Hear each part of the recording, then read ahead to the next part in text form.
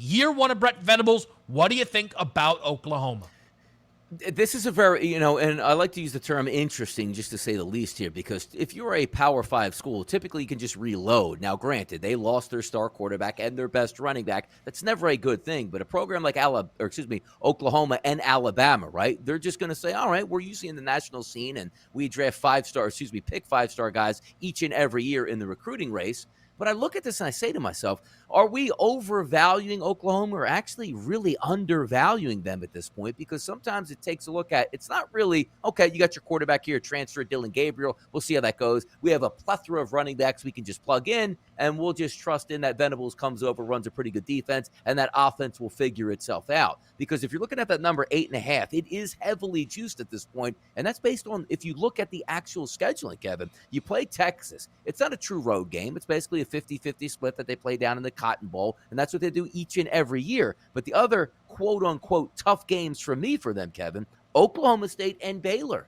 Both of those games at home in Oklahoma, where you have a nice home field advantage at this point. So if we're looking up and down the schedule myself, without saying, and if let's just say Lincoln Riley stayed there, he'd be saying, oh my goodness, 9 wins, he's going to figure it out here. I'm not going to worry about that. But the coaching change does worry me a little bit. But at the same time, is it really going to be that hard for them to win 9 games when just about every game is in their building, even if they don't win them all, right? You go 1-2 or 2-1 in those. I think there's a legitimate chance they get over, but it is heavily juiced in that direction here.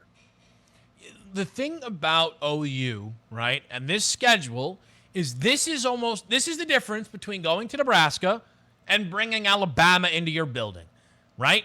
When we talk about kind of college football playoff hopes there. Because Oklahoma at Nebraska, it depends how good Nebraska looks to start the season. I'm not telling you that Nebraska is going to be laying at 7, but the number might be a little tighter than you would think when you run through the preliminaries. I mean, Texas is catching over 2 touchdowns at home, and it might close at 3 touchdowns against Texas, right?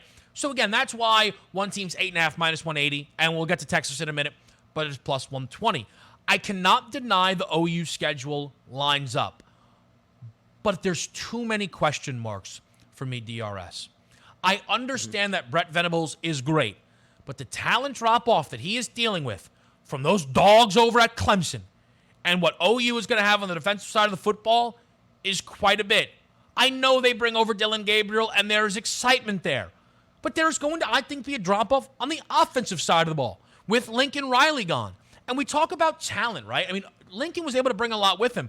DRS, the first team all Big 12, offense, defense, special teams, is one Oklahoma player, and it is their punter. What? Donnie, since when is OU not just filling out, right?